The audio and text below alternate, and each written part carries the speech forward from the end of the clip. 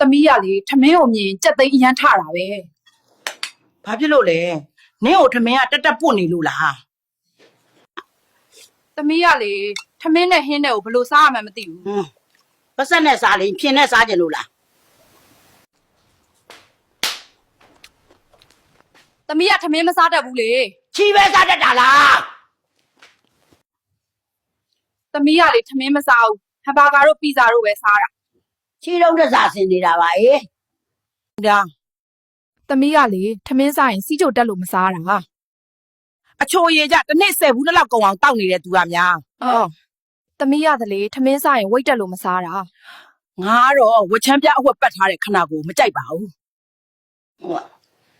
သမီးကလေထမင်းစားရင်အရင်နဲ့အဖက်လေးနဲ့မှစားတတ်တာ နေအောင်ငါအိမ်သာသွားတက်လိုက်အောင်မယ်